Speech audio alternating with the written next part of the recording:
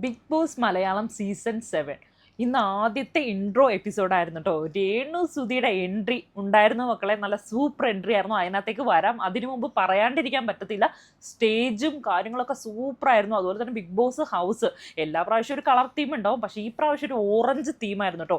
കയറി ചെല്ലുമ്പോൾ തന്നെ വിശാലമായിട്ടൊരു ഹാളാണ്. അതിൻ്റെ ഉള്ളിൽ ഇരിക്കാൻ വേണ്ടിയിട്ട് നല്ല ഓറഞ്ച് നല്ല സൂപ്പർ കുഷ്യൻസ് ആണ്. എടുത്ത് പറയേണ്ട വേറൊരു കാര്യം, തറയിലൊക്കെ നല്ല സൂപ്പർ ഡിസൈനൊക്കെ ഉള്ള അടിപൊളി എന്ന് വെച്ചാൽ അവിടെ കയറി കിടന്ന് ഉറങ്ങാൻ തോന്നുന്ന രീതിയിലുള്ള നല്ല സൂപ്പർ കളർഫുൾ ഒരു ഹൗസ് ആയിരുന്നു കേട്ടോ. 2 വാഷ്റൂം, 2 റെസ്റ്റ് റൂം, ഡ്രസ്സ് മാറാൻ വേണ്ടി വേറൊരു ഏരിയ, അതുപോലെ തന്നെ പൗഡർ റൂം എന്ന് പറഞ്ഞിട്ട് കണ്ണാടിയൊക്കെ വെച്ച് സൗന്ദര്യമൊക്കെ നോക്കാൻ പാകത്തിന് അങ്ങനെ ഒരു ഏരിയ. അല്ലെങ്കിൽ പെണ്ണുങ്ങളല്ലേ, കൂടുതലും പെണ്ണുങ്ങളാണ് ഈ ഒരു പ്രാവശ്യം, അതുകൊണ്ടായിരിക്കും അങ്ങനെ ഒരു ഏരിയ സജസ്റ്റ് ചെയ്തിട്ടുള്ളത്. എന്തായാലും പറയാണ്ടിരിക്കാൻ പറ്റത്തില്ല, സൂപ്പർ ഏരിയ എന്ന് വെച്ചാൽ സൂപ്പർ ഏരിയ. കിച്ചണൊക്കെ ആവശ്യത്തിന് സ്ഥലമൊക്കെ ഉള്ള നല്ലൊരു ഏരിയ ഒക്കെ ഉണ്ട് കേട്ടോ. അപ്പോൾ ആദ്യമായിട്ടാണ് നിങ്ങൾ എൻ്റെ ചാനൽ കാണണമെങ്കിൽ തീർച്ചയായിട്ടും സബ്സ്ക്രൈബ് ചെയ്തിട്ട് വേണം കാണാൻ. സബ്സ്ക്രൈബ് ചെയ്യുക, ലൈക്ക് ചെയ്യുക, കമൻറ്റ് ചെയ്യുക, പറ്റുമെങ്കിൽ ഇതൊന്ന് ഷെയറും കൂടി ചെയ്യാം കേട്ടോ. നമുക്ക് സത്യസന്ധമായിട്ട് നമ്മുടെ അഭിപ്രായങ്ങളും നിങ്ങൾ പറയുന്ന അഭിപ്രായങ്ങളും നിങ്ങളുടെ ചോദ്യങ്ങൾക്കും ഒക്കെ ഇതിനകത്ത് ഉത്തരം കിട്ടുന്നതായിരിക്കും. അപ്പോൾ നേരെ നമുക്ക് വീഡിയോയിലോട്ട് പോവാം. എന്നെ അറിയാവുന്നവരോടെല്ലാം ഞാൻ പറഞ്ഞിട്ടുണ്ട്, safe game is dirty game എന്ന് ഞാൻ പറഞ്ഞല്ല കേട്ടോ, ലാലേട്ടൻ പറഞ്ഞാണ്. അത് പറഞ്ഞിട്ട് നേരെ ലാലേട്ടൻ സ്റ്റേജിലോട്ടാണ് വരുന്നത്. വലിയൊരു പാട്ടും കൂത്തൊക്കെ ആയിട്ട് എമ്പുരാനിലെ പാട്ടൊക്കെ ഇട്ടിട്ട് നല്ല ഒരു ജുബ്ബയും മുണ്ടും ഒക്കെ എടുത്തിട്ട് ലാലേട്ടൻ്റെ എൻട്രി ആയിരുന്നു കേട്ടോ. നല്ലൊരു കയ്യടിയോടുകൂടി ലാലേട്ടൻ വന്നു. അതിനുശേഷം സേഫ് ഗെയിമിനെ കുറിച്ച് തന്നെയാണ് വീണ്ടും പറഞ്ഞിട്ടുള്ളത്. സേഫ് ഗെയിം കളിക്കുന്ന ആരെങ്കിലും ഉണ്ടെങ്കിൽ അവരെ ഉറപ്പായിട്ടും പൂട്ടും എന്നുള്ള കാര്യത്തിൽ ഉറപ്പാണ്. 7ന്റെ പണി കിട്ടും. പിന്നെ എടുത്തു പറയേണ്ട ഒരു സാധനം എന്ന് വെച്ചാൽ, സാധാരണ പണിഷ്മെൻറ്റിന് ഒരു സാധാരണ ജയിലല്ലേ ഉണ്ടാവാറ്, വിശാലമായിട്ടുള്ള സാധാരണ ജയിൽ. അതുപോലെ പണിഷ്മെൻ്റ് ആണെന്ന് നമുക്ക് തോന്നത്തില്ല. പക്ഷേ ഈ പ്രാവശ്യം ചെരിഞ്ഞുള്ളൊരു ജയിലാണ് കേട്ടോ. അതായത് ബെഡൊക്കെ ഒരുമാതിരി ചെരിഞ്ഞിരിക്കുന്ന ഒരു ജയിലാണ്. അതിൻ്റെ ഒരു ഡോറ് ഉള്ളത് അഴികളുള്ള ഒരു വലിച്ചിടുന്ന ഒരു ഡോറൊക്കെയാണ്. അപ്പോൾ അതിനകത്ത് കിടന്നാൽ തന്നെ ഉറക്കം പോലും വരാത്തൊരു പ്രത്യേക തരത്തിലുള്ള അഴികളുള്ള ഒരു രീതിയിലുള്ള ജയിലാണ് അത്. അപ്പോൾ അവിടെ ശിക്ഷ അനുഭവിച്ച് കിടക്കാമെന്ന് പറഞ്ഞാൽ ഭയങ്കര ദുർഘടമായിട്ടുള്ളൊരു സ്ഥലമാണ്. എന്തായിരുന്നാലും പിന്നെ ലാലേട്ടൻ്റെ ഡ്രസ്സ് എടുത്ത് പറയാണ്ടിരിക്കാൻ വയ്യ. ഒരു കുർത്തിയും മുണ്ടൊക്കെ ആയിരുന്നു, അടിപൊളിയായിരുന്നു, കാണാൻ നല്ല രസമുണ്ടായിരുന്നു. എല്ലാ പ്രാവശ്യവും ലാലേട്ടനെ കാണുമ്പോൾ പ്രത്യേക ഒരു ഭംഗി തന്നെ ഉണ്ടായിരുന്നു കേട്ടോ.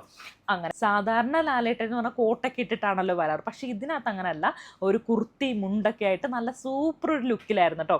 അത് കഴിഞ്ഞ് ബിഗ് ബോസും ലാലേട്ടനും തമ്മിലൊരു കുമ്പസാരവും കാര്യങ്ങളൊക്കെ ഉണ്ടായിരുന്നു. ഇവിടെ ഉണ്ടാകാൻ പോകുന്ന അല്ലെങ്കിൽ 7ന്റെ പണിയെ കുറിച്ചിട്ട് ഒരു ചെറിയ ഇൻട്രാക്ഷനും കാര്യങ്ങളൊക്കെ ഉണ്ടായിരുന്നു. പിന്നെ പ്രധാനപ്പെട്ട ഒരു ഏരിയ എന്ന് പറയുന്നത് പണിപ്പുര എന്ന് പറയുന്ന ഒരു സ്ഥലമുണ്ട്. അപ്പോൾ അതും കാണിച്ചിട്ടുണ്ട് കേട്ടോ. ഒരു പച്ച കളറിൽ പ്രത്യേകമായിട്ടത് കാണിച്ചു തന്നിട്ടുണ്ട് ലാലേട്ടൻ. അതിൻ്റെ മുമ്പിൽ നിന്നിട്ട് ലാലേട്ടൻ പറയുന്നുണ്ട്, ഇവിടെ പല കണ്ടസ്റ്റൻറ്റും പല കാര്യങ്ങൾക്ക് വേണ്ടിയാണ് വരാറ്. ഒന്നെങ്കിൽ പ്രശസ്തിക്ക് വേണ്ടി, പേരിന് വേണ്ടി, പണത്തിന് വേണ്ടി, സ്വാർത്ഥതയ്ക്ക് വേണ്ടി, അങ്ങനെ പല രീതിയിൽ, സിനിമയ്ക്ക് വേണ്ടി എല്ലാം. അതുമാത്രമല്ല, ഇവിടുന്ന് ഇറങ്ങിയിട്ടുള്ള ബിഗ് ബോസ് കഴിഞ്ഞ് ഇറങ്ങിയിട്ടുള്ള ചില ആൾക്കാരെങ്കിലും ബിഗ് ബോസിനെ അതുപോലെ തന്നെ ലാലേട്ടനെ കുറ്റം പറഞ്ഞിട്ടുള്ള ഇതൊക്കെ കണ്ടിട്ട് അതായത് ട്രോളി വിട്ടിട്ടുണ്ട്, അതുകൊണ്ട്. അപ്പോൾ അതൊക്കെ കഴിഞ്ഞ് ലാലേട്ടൻ അതിനകത്തേക്ക് എൻട്രി ചെയ്യുവാണ് കേട്ടോ. അപ്പോൾ അതിൻ്റെ ഉള്ളിൽ എന്തൊക്കെയാണെന്ന് നമുക്കൊന്ന് കാണാം. അപ്പോൾ ഈ പണിപ്പുര എന്ന് പറയുന്ന ഈ ഓരോ കണ്ടസ്റ്റൻസും കൊണ്ടുവന്നിരിക്കുന്ന പെട്ടി ഉണ്ടല്ലോ, അവരുടെ സ്വപ്നങ്ങളായിക്കോട്ടെ, മോഹങ്ങളായിക്കോട്ടെ, എല്ലാം എന്തൊക്കെയാണോ അവരുടെ സ്ട്രാറ്റജി അതൊക്കെ ഇട്ട് മൂടിയിട്ട് കൊണ്ടുവന്ന് ഒരു പെട്ടി ഉണ്ടല്ലോ, അപ്പോൾ അതൊക്കെ പിടിച്ച് വെക്കുന്ന ഒരു സ്ഥലമായിട്ടാണ് ലാലേട്ടൻ പറഞ്ഞിട്ടുള്ളത്. അപ്പോൾ അത് വഴിയേ പറയാട്ടോ, ഈ ഒരു പറയുന്ന പോയിന്റിന് വലിയൊരു പ്രാധാന്യം തന്നെ ഈ ഒരു വാക്കിന് തന്നെ ഉണ്ട്. നിങ്ങളത് ശ്രദ്ധിച്ചിരുന്നോ? ഇതൊരു ടാസ്കിൻ്റെ ഭാഗമാണ്. പിടിച്ചു വെച്ചിട്ടുള്ള സാധനങ്ങളെല്ലാം, കാരണം ഇവരുടെ സാധനങ്ങളൊക്കെ പിടിച്ച് വെക്കുകയായിരിക്കും, ലക്ഷറി സാധനങ്ങൾ, അതുപോലെ ഫുഡ് ഐറ്റംസ്, ഇവർ കൊണ്ടുപോകുന്ന എന്തൊക്കെ സാധനങ്ങളുണ്ടോ പെട്ടീനകത്ത്, ഇവർക്ക് ഭയങ്കര വിലപ്പെട്ട കുറേ സാധനങ്ങളൊക്കെ ഇവർ കൊണ്ടുപോയിട്ടുണ്ടല്ലോ. അപ്പോൾ അതൊക്കെ പിടിച്ച് വെക്കുമെന്നാണ് ലാലേട്ടൻ ഇതിനകത്ത് പറയുന്നത്. അപ്പോൾ അതൊക്കെ പിടിച്ച് വെക്കുന്ന ഒരു സ്ഥലമാണ് ഇത്. ഓരോ കണ്ടസ്റ്റൻറ്റിനും അൺപ്രെഡിക്റ്റബിൾ ആയിട്ടുള്ള ഒരു ഗെയിമിംഗ് സെക്ഷൻ ആയിരിക്കും എന്നാണ് ലാലേട്ടൻ പറഞ്ഞു വരുന്നത്. പിന്നെ ഇതുപോലെ തന്നെ ഇനി ടാസ്കിലോട്ട് കിടക്കുകയാണ് കേട്ടോ. ഫസ്റ്റ് തന്നെ ഇവരൊരു ടാസ്ക് കംപ്ലീറ്റ് ചെയ്തതിന് ശേഷമാണ് ഇവരെ നേരെ സ്റ്റേജിലോട്ട് വിളിച്ച് വരുത്തുന്നത് തന്നെ. ലാലേട്ടൻ പറയുന്ന ഓരോ കണ്ടസ്റ്റൻറ്റിനും അൺപ്രെഡിക്റ്റബിൾ ആയിട്ടുള്ള ദിവസങ്ങളാണ് ഇനി അങ്ങോട്ട് മുന്നോട്ട് വരാൻ പോകുന്നതാണ് പറയുന്നത്. 7ന്റെ പണിയായിരിക്കും കിട്ടാൻ പോകുന്നത്.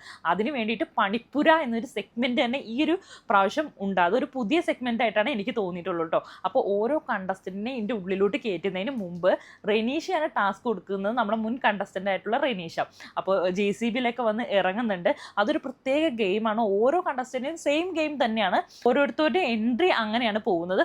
പ്രത്യേകിച്ച് കാര്യങ്ങളൊന്നും അതിനകത്ത് പറയുന്നില്ല, പക്ഷെ ടൈം ഇതിനകത്ത് ഇമ്പോർട്ടൻ്റ് ആണ്. അത് ഏറ്റവും ലാസ്റ്റ് നമുക്ക് പറയാം ടൈം എന്തുകൊണ്ടാണ് ഇമ്പോർട്ടൻ്റ് ആണെന്ന് ഉള്ള കാര്യം കേട്ടോ. അപ്പോൾ ഓരോരുത്തരും അങ്ങനെയാണ് പോകുന്നത്. അപ്പോൾ ആദ്യമായിട്ട് വന്ന ആരാണെന്ന് നോക്കട്ടോ. ഈ ഗെയിമൊക്കെ കംപ്ലീറ്റ് ചെയ്ത് ലാലേട്ടൻ വിളിക്കുന്ന അനുസരിച്ച് ഓരോ കണ്ടസ്റ്റൻസ് വരുവാണ്. ടാസ്ക് കൊടുത്തിട്ടാണ് അകത്തോട്ട് വിടുന്നത്. ടാസ്ക് തരാൻ വരുന്ന മുൻ കണ്ടസ്റ്റൻ്റ് ആയിട്ടുള്ള റെനീഷയാണ്. അപ്പോൾ ഈ ടാസ്കിൻ്റെ പേര് മഷിമുദ്ര എന്നാണ് കേട്ടോ. അവിടെ അകത്തൊരു മഷി വെച്ചിട്ടുണ്ട്, ഒരു ചുമന്ന കളറിലൊരു മഷി വെച്ചിട്ടുണ്ട്. അപ്പോൾ ഇവരുടെ ഒരു ടാഗും അവിടെ ഇരിപ്പുണ്ടാവും. ആ കറക്റ്റ് ആയിട്ടുള്ള ടാഗ് എടുത്തിട്ട് ആ മഷിമുദ്രയിൽ കൈ കുത്തിയിട്ട് നേരെ ആ ഗ്ലാസ്സുമ്പോൾ ടച്ച് ചെയ്താൽ മാത്രമാണ് ഇവരുടെ മുമ്പിൽ ആ ഒരു വാതിൽ തുറക്കുകയുള്ളൂ. അപ്പോൾ ഇതിന് വേണ്ടി സഹായിക്കുന്നത് ഈ കണ്ടസ്റ്റൻ്റ് ആരാണോ അവരുടെ വീട്ടിൽ നിന്നുള്ളോ അല്ലെങ്കിൽ ഫ്രണ്ട്സ് ആയിട്ടുള്ള ആരെങ്കിലും അവിടെ നിന്നിട്ട് പറഞ്ഞു കൊടുക്കണം വഴി. അപ്പോൾ ഇവരുടെ ഈ കണ്ടസ്റ്റൻറ്റിൻ്റെ കണ്ണൊന്ന് കിട്ടുന്നുണ്ട്. അപ്പോൾ റെനീഷയാണെങ്കിൽ തൊട്ടടുത്ത് നിന്നിട്ട് വഴി തിരിച്ചൊക്കെ വിടാൻ നോക്കും. പക്ഷെ അതൊന്നും കേൾക്കാണ്ട് നമ്മുടെ കൂടെയുള്ള ആരാണോ അവർ പറയണ അനുസരിച്ച് നമ്മൾ കറക്റ്റായിട്ട് കോൺസെൻട്രേറ്റ് ചെയ്ത് പെട്ടെന്ന് മഷിമുദ്രയിൽ പോയി കൈ ഞെക്കിയിട്ട് നേരെ ഗ്ലാസ്സിൽ കൊണ്ട് ഞെക്കിയിട്ട് വേഗം അകത്തോട്ട് കയറുകയാണ് കേട്ടോ ചെയ്യുന്നത്. അങ്ങനെ ആ ഒരു ടാഗ് എടുക്കണമല്ലോ, ആ ടാഗ് എടുത്താൽ തന്നെ നമുക്ക് കണ്ണ് കെട്ടിയണമെന്ന് അയക്കാം. അപ്പോൾ ആദ്യമായിട്ട് കയറുന്നത് ഒരു കോമണർ ഉണ്ടെന്ന് ഞാൻ പറഞ്ഞിരുന്നല്ലോ. അപ്പോൾ ആ കോമണറാണ് ആദ്യമായിട്ട് കയറുന്നത്. അപ്പോൾ അത് അനീഷാണ് കേട്ടോ. അനീഷ് എന്ന് പറയുന്ന റൈറ്ററും പിന്നെ എന്താ പറയുക ഒരു കുറേ സോഷ്യൽ മീഡിയയിലൊക്കെ നിറഞ്ഞു നിൽക്കുന്ന അനീഷിനെ എല്ലാവർക്കും തന്നെ അറിയാം. നമ്മൾ ഇന്നലെയും ചെയ്തിട്ടുണ്ടായിരുന്നു. അനീഷിൻ്റെ ഫോട്ടോ വെച്ച് ഞാൻ പറഞ്ഞിട്ടുണ്ടായിരുന്നു പ്രിഡിക്ഷൻ ലിസ്റ്റിൽ അനീഷാണ് കോമണറായിട്ട് വന്നിട്ടുള്ളത്. അപ്പോൾ അയാളാണ് ഫസ്റ്റ് കയറുന്നത്. ആദ്യം തന്നെ കയറുന്ന അനീഷ് തറയിലാണ് കേട്ടോ. അപ്പോൾ അനീഷ് തറയിലിനെ കുറിച്ച് ലാലേട്ടൻ തന്നെ പറഞ്ഞത് സ്ത്രീ വിരുദ്ധത ഉള്ള ആളാണ്, ഡൈവോഴ്സിയാണ്. അപ്പോൾ സ്ത്രീകളെ ഒന്നും ഇഷ്ടമില്ലാത്ത ഒരാളാണ്. നിങ്ങൾ വഴിയേ നമുക്ക് പറഞ്ഞു തരാം അനീഷിൻ്റെ കാര്യങ്ങൾ. ബഹുരസവും വെറും വാഴയായിട്ടാണ് എനിക്ക് തോന്നിയിട്ടുള്ളത്. അനീഷ് വന്നപ്പോൾ തന്നെ പറഞ്ഞിട്ട് സ്ത്രീകളെ ഒന്നും ഇഷ്ടമല്ല, ഏറ്റവും കൂടുതൽ സ്ത്രീകളാണ് ആ ബിഗ് ബോസിൽ ഉള്ളത്. അപ്പോൾ നിങ്ങൾ എഴുതി വെച്ചോ ഈ വാക്ക്. അനീഷ് നന്നായിട്ട് വെറുപ്പിക്കാൻ ചാൻസ് ഉണ്ട്. നമുക്കൊരു ഇഷ്ടം തോന്നാത്തൊരു കണ്ടസ്റ്റന്റ് കേട്ടോ. ആദ്യമായിട്ട് വലതുകാലം എടുത്ത് കുത്തിയത് തന്നെ ഒരു എന്താ പറയുക ഒരു റോങ് ആയിട്ടൊരു ആളെയാണ് എന്ന് നമുക്ക് തോന്നുന്ന രീതിയിലാണ് അനീഷിൻ്റെ ഒരു എൻട്രി. എന്നിരുന്നാലും നമുക്ക് കാണണം, കണ്ടറിയണം. സ്ത്രീകളൊക്കെ ഇഷ്ടംപോലെ എനിക്ക് തോന്നുന്നു ആണുങ്ങളെക്കാളും കൂടുതൽ കാണുന്നത് ഹോട്ട്സ്റ്റാർ വഴി സ്ത്രീകളായിരിക്കും. നല്ലൊരു ഭാഗം സ്ത്രീകളായിരിക്കും ഈ ഒരു പ്രേക്ഷകരായിട്ടുള്ളത്. അപ്പോൾ ഓട്ടൊക്കെ വരേണ്ടതാണ്, ഓട്ടൊക്കെ ആവശ്യമായിട്ടുള്ളതാണ്. ഓരോ കണ്ടസ്റ്റന്റിനെ സംബന്ധിച്ച് ഓട്ടൊരു വലിയ ഒഴിച്ചുകൂടാൻ പറ്റാത്തൊരു ഘടകമാണ്. പക്ഷെ ഈ അനീഷിൻ്റെ ഈ സ്ത്രീ വിരുദ്ധത കാരണം സ്ത്രീകൾ എത്ര പേര് അനീഷിന് വോട്ട് ചെയ്യുമെന്ന് കണ്ടറിയണം. എന്തായാലും നോക്കിക്കാണാം. പിന്നെ ഒരു കുഞ്ഞിൻ്റെ ഒരു ഫാമിലിയുടെയൊക്കെ ഒരു ഇൻട്രോ ആയിരുന്നു കേട്ടോ. അത് അവർ കണ്ടസ്റ്റൻസ് ഒന്നും അല്ല, പക്ഷേ അതിനകത്തൊരു എൻട്രി കൊടുത്താണ്. ആ കുഞ്ഞ് ഒരു 1.5 വയസ്സായിട്ടുള്ള മോള് സോഷ്യൽ മീഡിയയിലൊക്കെ ലാലേട്ടൻ്റെ ബിഗ് ബോസിനെ കുറിച്ച് ചെറുതായിട്ടൊന്ന് ഒരു രീതിയിലൊക്കെ ഉള്ള വീഡിയോ ഒക്കെ ഉണ്ടായിരുന്നു. അപ്പോൾ അതിനെ ബേസ് ചെയ്തിട്ടാണ് ലാലേട്ടൻ അവരെ വിളിപ്പിച്ചിരുന്നത്. അപ്പോൾ അവരെ ഫാമിലി ആയിട്ടൊന്ന് കാണിക്കുകയൊക്കെ ചെയ്തത്. ഫെമിലിയർ ആയിട്ടുള്ളൊരു ഫേസ് തന്നെയാണ് കേട്ടോ അവരെല്ലാവരും. അപ്പോൾ അത് കഴിഞ്ഞപ്പോൾ നേരെ വന്നത് അനുമോളാണ്. അനുമോൾ ഒരുമാതിരി സങ്കടമുള്ള പോലെയാണ് ആദ്യം തന്നെ ഒരു എൻട്രി. കാര്യം പാട്ടും ഡാൻസൊക്കെ കളിച്ച് തുള്ളിച്ചാടി വന്നെങ്കിലും അനുമോൾ ഒരു മൊത്തത്തിൽ നമ്മൾ സാധാരണ ആ സ്റ്റാർ മാജിക്കിൽ കാണുന്ന പോലെ അല്ല അനുമോൾ കേട്ടോ. കുറച്ച് എന്താ പറയുക ഇമോഷണൽ ആയതുപോലെ അല്ലെങ്കിൽ വീട്ടുകാരെയൊക്കെ പിരിഞ്ഞിട്ട് വന്ന് ഒരു സങ്കടം പോലെയുള്ള ഒരു വല്ലാത്തൊരു അവസ്ഥയിലാണ് അനുമോള് നമുക്ക് പെട്ടെന്ന് കാണാൻ പറ്റും. ഒരു നെർവസ് ആയതുപോലെ. എന്നാലും ലാലേട്ടൻ്റെ അടുത്ത് ഹായ് ഒക്കെ പറഞ്ഞ് ഹഗ്ഗൊക്കെ കൊടുത്ത് അങ്ങനെ അകത്തോട്ട് അനുമോൾ കയറി. അനുമോൾ അങ്ങോട്ട് കയറി ചെന്നപ്പോൾ തന്നെ ആ തുടക്കം തന്നെ അനീഷ് തുടങ്ങി ഒരു കുത്തലും തിരിക്കലും ഒക്കെ, അതായത് പെണ്ണുങ്ങളെ തീരെ ഇഷ്ടമല്ലാത്ത രീതിയിലൊക്കെ ഉള്ള സംസാരവും കാര്യങ്ങളൊക്കെ തുടങ്ങി. അപ്പോൾ അനുമോൾക്ക് എന്തോ കല്ല് കടിച്ച പോലെ ആദ്യമേ തോന്നി കേട്ടോ. ഇവനൊരു സ്ത്രീവിരുദ്ധനാണ്. അപ്പോൾ അതുപോലത്തെ തരമുള്ളൊരു എക്സ്പീരിയൻസ്. കാരണം അനുമോൾക്കറിയില്ലല്ലോ ഇവനൊരു സ്ത്രീവിരുദ്ധനാണെന്ന്. പക്ഷേ അതുപോലെ ഒരു കല്ല് കടിക്കുന്ന ഒരു രീതിയിലുള്ള സംസാരമൊക്കെയാണ് അനീഷിൻ്റെ ഭാഗത്തു നിന്നുണ്ടായത്. എന്തായാലും രണ്ടുപേരും അകത്ത് കയറി. അപ്പോൾ രണ്ടുപേരുമാണ് ആദ്യം അനീഷ് കയറി, പിന്നെ അനുമോൾ കയറി. അനുമോൾ വന്ന് കയറിയപ്പോൾ തന്നെ അനീഷ് ചോദിച്ചു, ടി വിയിൽ കാണുന്ന സൗന്ദര്യമൊന്നും ഇല്ലല്ലോ, ഇത് മൊത്തം മേക്കപ്പ് അല്ല, വെള്ള പുട്ടിയാണല്ലേ എന്നുള്ള രീതിയിൽ അധിക്ഷേപിച്ചാണ് കേട്ടോ അകത്തോട്ട് സ്വീകരിച്ച് കയറ്റിയത്. എന്നിരുന്നാൽ പോലും അനുമോൾ എങ്ങനെയൊക്കെ അതൊക്കെ മാനേജ് ചെയ്ത് എന്തായാലും രണ്ടുപേരും ഇപ്പോൾ അകത്ത് തന്നെ നിൽക്കുന്നുണ്ട്. ഇനി നെക്സ്റ്റ് ആരാന്ന് നമുക്കൊന്ന് നോക്കാം. ഇനി അടുത്ത കണ്ടസ്റ്റന്റ് ആര്യൻ കത്തൂറിയാണ്. ഒരു ഹിന്ദി നടൻ്റെ ലുക്കൊക്കെ ഉണ്ട്. പേര് കേട്ടാലും ഹിന്ദി നടനാണെന്നേ തോന്നത്തുള്ളൂ. പക്ഷേ ആള് മലയാളിയാണ്. ചെറിയ പടങ്ങളിലൊക്കെ അഭിനയിച്ചിട്ടുണ്ട്. നല്ല സൗന്ദര്യമൊക്കെ ഉള്ളൊരു മുഖമാണ് കേട്ടോ. ആർക്കും ഒരു പ്രേമമൊക്കെ തോന്നിപ്പോവും. മിക്കവാറും ലവ് ട്രാക്ക് വരാൻ ചാൻസ് ഉണ്ട്. അപ്പോൾ അനുമോളെ കണ്ട് എല്ലാവരെയും കടുത്ത് കൈയൊക്കെ ഷേക്കാൻ്റെ കൊടുത്ത് അകത്തോട്ട് ആര്യൻ കത്തൂറിയും കയറിപ്പോയിട്ടുണ്ട്. പിന്നെ അടുത്തത് വന്നത് കലാഭവൻ സരികയാണ് കേട്ടോ. നല്ല പറയാണ്ടിരിക്കാൻ പറ്റത്തില്ല, നല്ല ചുമന്നൊരു കോസ്റ്റ്യൂമൊക്കെ ഇട്ടിട്ടാണ് സരിക വന്നിട്ടുള്ളത്. ലാലേട്ടൻ്റെ കാലൊക്കെ തൊട്ട് നമസ്കരിച്ച് ലാലേട്ടനെ ഒന്ന് സോപ്പ് ഇട്ടതിന് ശേഷം സരിക അകത്തോട്ട് കയറിപ്പോയി. അതിനുശേഷം വന്നത് അക്ബർ ഖാനാണ്. പാട്ടുകാരനായിട്ടുള്ള ഒരുപാട് പൊക്കി പറഞ്ഞിട്ടാണ് മോഹൻലാൽ ഈ പറയുന്ന പാട്ടുകാരനെ അകത്തോട്ട് ക്ഷണിച്ചിട്ടുള്ളത്. അപ്പോൾ അതും അകത്തോട്ട് തന്നെ പോയിട്ടുണ്ട്. കണ്ടസ്റ്റൻസ് എല്ലാവരും ടാസ്കൊക്കെ ജയിച്ചിട്ടുണ്ടായിരുന്നു കേട്ടോ. പിന്നെ വീട്ടിലെ ആൾക്കാരെ, അച്ഛനെ അമ്മേനെ, സുഖമില്ലാത്ത അപ്പച്ചീനെ അങ്ങനെയൊക്കെ കാണിക്കുന്ന ഒരു ലൈവ് പെർഫോമൻസും കൂടി ഉണ്ട് കേട്ടോ. അപ്പം നമുക്ക് അതായത് പ്രേക്ഷകരെ പിടിച്ചിരുത്താൻ പറ്റുന്ന അങ്ങനത്തെ ഒരു രീതിയിലുള്ള പെർഫോമൻസ് ആണ് കണ്ടസ്റ്റൻസ് കാഴ്ചവെക്കുന്നത്. അതിനകത്ത് അനുമോൾ എടുത്തൊരു ട്രിക്ക് അതല്ലെങ്കിൽ അനുമോൾ എടുത്തൊരു കളി എന്ന് വെച്ച് കഴിഞ്ഞാൽ അതായത് ഒരു പാവേനെയൊക്കെ പിടിച്ച് ക്യൂട്ട്നെസ് കാണിച്ച് ക്യൂട്ട്നെസ് വിതറിയിട്ട് അച്ഛൻ മോള് ആ ഒരു രീതിയിലുള്ള ലെവൽ പിടിക്കാനും പിന്നെ കുറച്ച് കരച്ചിൽ ഡ്രാമ വീട്ടുകാരൊക്കെ മിസ് ചെയ്യുന്ന ഒരു വീട്ടിലെ കുട്ടി, ഒരു അമ്പലക്കുട്ടി, ആ ഒരു ഡ്രാമ കളിച്ച് ആ ഒരു സ്ട്രാറ്റജി പിടിക്കാനാണ് അനുമോള് ചാൻസ് കേട്ടോ. പിന്നെ അടുത്തതായിട്ട് കയറിയത് RJ ബിൻസി കയറി കേട്ടോ. ഒരു സ്ട്രോങ് ആയിട്ടുള്ള കണ്ടസ്റ്റൻ്റ് ആയിട്ടാണ് എനിക്ക് തോന്നിയിട്ടുള്ളത്. പിന്നെ ഒണിയൽ സാബു എന്ന് പറഞ്ഞാൽ സത്യം നമുക്ക് വരത്തില്ല, ഉള്ളി സാബു അത്രയും മതി. ഒരു ചാക്കിൻ്റെ ബാൻഡൊക്കെ ഇട്ടിട്ട് കാണാൻ ഒരു രസമൊക്കെ ഉണ്ട്, എന്നാലും പുള്ളി ഭരിക്കാൻ ചാൻസ് ഉണ്ട്. ഒരു ലീഡ് ചെയ്യുന്ന ഒരു ക്യാരക്ടറായിട്ടാണ് കേട്ടോ എനിക്ക് തോന്നിയിട്ട്. പിന്നെ കയറിയ ഒരാളാണ് ബെന്നി സെബാസ്റ്റ്യൻ സൗന്ദര്യമൊക്കെ ഉള്ള ഒരാളായതുകൊണ്ട് കുറച്ച് പുരുഷ ആരാധകർ ഉണ്ടാവാൻ ചാൻസ് ഉണ്ട്. ലവ് ട്രാക്കിൽ ചെന്ന് വീഴാൻ ചാൻസ് ഉള്ളൊരു കണ്ടസ്റ്റൻ്റാണ് ബെന്നി സെബാസ്റ്റ്യൻ. പിന്നെ ചെന്ന് ചാടി കൊടുത്തത് അബിയാണ് കേട്ടോ. അബിശ്രീയിലെ അബി കയറി കൊടുത്തു. ഒരു ബ്ലാക്ക് ഡ്രസ്സൊക്കെ ഇട്ട് നല്ല രസമായിട്ടാണ് എൻട്രി ഒക്കെ കൊടുത്തത്. പിന്നെ രണ ഫാത്തിമ പിന്നെ വന്നാണ് രണ ഫാത്തിമ കേട്ടോ. രണ ഫാത്തിമയുടെ എടുത്ത് പറയേണ്ടതെന്ന് വെച്ചാൽ ആ ക്യൂട്ട്നെസ് ഒക്കെ ആണ് കേട്ടോ. ഒരു പൂക്കി ടൈപ്പാണ്. ഏറ്റവും എനിക്ക് ഇമ്പ്രസീവായിട്ട് ഒരു അതിശയമായിട്ട് തോന്നിയിട്ടുള്ള അവരുടെ ഡ്രസ്സിങ് ആണ്. ഒരു ബാർബി സ്റ്റൈലിലുള്ള തലകെട്ടും ഡ്രസ്സിങ്ങും ഒക്കെ ആയിട്ട് നല്ല രസമുണ്ടായിരുന്നു, കാണാൻ ഭംഗിയുണ്ടായിരുന്നു. പ്രത്യേകിച്ച് ആ ഷൂ എന്നല്ല, അതിന് എന്താ പറയുക, ഒരു നല്ല രസമുണ്ടായിരുന്നു. എന്തായാലും ഒരു ബാർബി ഡോൾ അതുപോലെ ഉണ്ടായിരുന്നു. പിന്നെ അടുത്തതെന്ന് പറഞ്ഞാൽ മുൻഷി രഞ്ജിത്തിന് വലുതായിട്ടൊന്നും പറയാനില്ല. ഒരു നമ്മുടെ രജിത് സാർ ഉണ്ടല്ലോ, ആ രജിത് സാറിൻ്റെ ഒരു ലെവൽ ഓഫ് പെർഫോമൻസ് ഉണ്ടാവാനാണ് ചാൻസ്. അതായത് ഒരു സേഫ് സോണിൽ നിന്നിട്ട് ഒരു പ്രൊഫസർ ലെവലിലുള്ള ഒരു അപ്രോച്ച് ആയിരിക്കും ഉണ്ടാവാൻ ചാൻസ്. പിന്നെ വന്നൊരു കണ്ടസ്റ്റൻറ്റ് ജിസേൽ തക്രാലാണ്. നമ്മൾ നേരത്തെ പറഞ്ഞല്ലോ ബിഗ് ബോസ് 9 ഹിന്ദി ബിഗ് ബോസിൻ്റെ ഒരു ഭാഗമായിട്ട് ഉള്ള ഒരു സ്ത്രീയാണ്. ഒരു 59 ദിവസമാണ് അവർക്ക് അവിടെ നിൽക്കാൻ പറ്റുള്ളൂ. അവിടെ ലവ് ട്രാക്കൊക്കെ കളിച്ച് അവിടെ നിന്ന് ഔട്ടായി പോയതാണ്. ഇവിടെ ലവ് ട്രാക്ക് കളിക്കാൻ ചാൻസ് ഉള്ള ഒരാളാണ് കേട്ടോ. കാണാനൊക്കെ ഒരു ചന്തമൊക്കെ ഉണ്ട്. നമുക്ക് കണ്ടു കഴിഞ്ഞാൽ തോന്നുന്നു ഒരു അറബി പെണ്ണുങ്ങളൊക്കെ പോലെ തോന്നുമെങ്കിലും പുള്ളിക്കാരത്തി ഹാഫ് മലയാളിയാണ്. മലയാളത്തിലാണ് ഇവിടെ സംസാരിക്കുകയൊക്കെ ചെയ്തത്. അപ്പം കുറച്ച് മലയാളമൊക്കെ അറിയാം. വല്ലാണ്ട് മലയാളം ഒന്നും അറിയത്തില്ലെങ്കിൽ രഞ്ജിനി ഹരിദാസ് ടൈപ്പ് മലയാളം ഉണ്ടല്ലോ, മലയാളം അറിയാവോ ഇല്ല, ഒന്നും മലയാളം ഫുള്ളായിട്ട് അറിയില്ല അങ്ങനെയുള്ള രീതിയിലുള്ള ഒരു കണ്ടസ്റ്റൻ്റ്. എന്നാലും കുഴപ്പമൊന്നുമില്ല, അവർ ഭരിക്കാൻ വലിയ ചാൻസ് ഒന്നുമില്ല. ഒത്തിരി നാൾ പോകാൻ വലിയ ചാൻസ് ഇല്ലാത്ത ഒരു കണ്ടസ്റ്റൻ്റ് അത്രേ ഉള്ളൂ. പിന്നെ ശാരിക പറയാണ്ടിരിക്കാൻ പറ്റത്തില്ല. ശാരികയിലാണ് നമുക്കൊരു പ്രതീക്ഷയുള്ളത്. വലിയ വിവാദങ്ങൾ ഉണ്ടാക്കിയ ഒരാളാണ്. അപ്പോൾ ഇതിൻ്റെ അകത്തും നല്ല വഴക്കും പോരും ഒക്കെ ഉണ്ടാക്കാൻ ചാൻസ് ഉള്ള ഒരാളാണ് ശാരിക.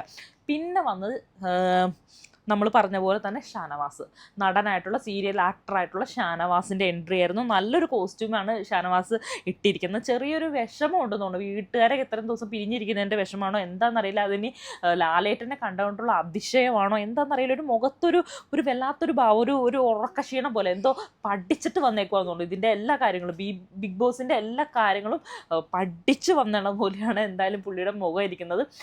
അപ്പം പുള്ളിക്കൊരു സന്തോഷ വാർത്തയും കൂടി ഉണ്ട് കേട്ടോ, അത് നമുക്ക് വഴിയേ പറയാം.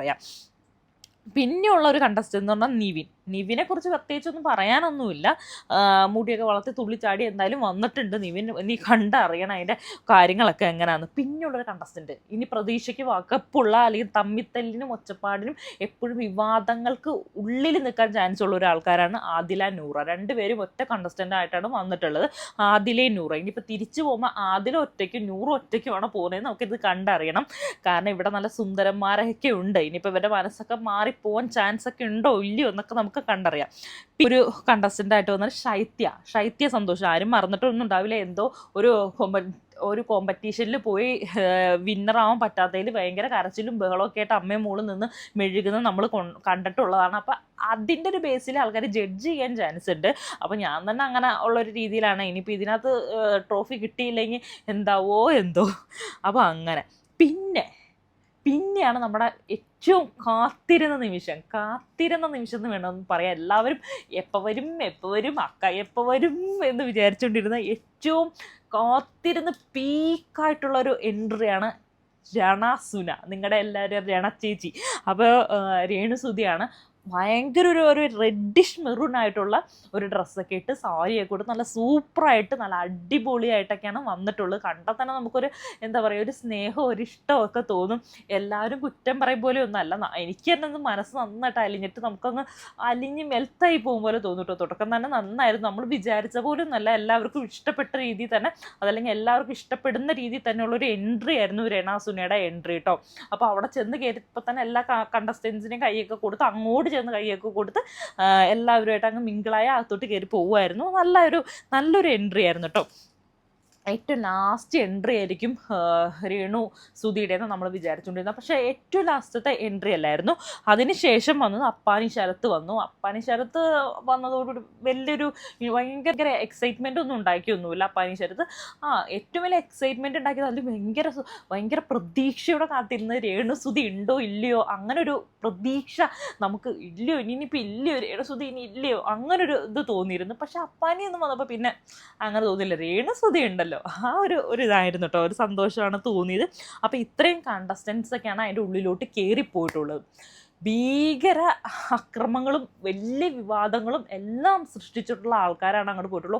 ഒന്നിനോട് അങ്ങോട്ട് മാച്ച് ആവണില്ല. എല്ലാം ഒരു എന്താ പറയുക, അലുവയും മത്തിക്കറിയും അതുപോലെയൊക്കെ ഒരു ടൈപ്പ് ഓഫ് കോമ്പിനേഷനാണ്. ഒരു രീതിയിലും ഒത്തുപോകാത്ത, പ്രായം കൊണ്ടായിക്കോട്ടെ ഒരു രീതിയിലും ഒത്തുപോകാത്ത, ഒരറ്റത്ത് 2K കിഡ്സ്, ഒരറ്റത്ത് 90s, ഒരറ്റത്ത് 80s, അങ്ങനെ പ്രായം കൊണ്ട് തന്നെ നോക്കിക്കഴിഞ്ഞാൽ ഒരു രീതിയിലും ഒരു കോമ്പിനേഷനും അല്ലാത്ത ആൾക്കാർ.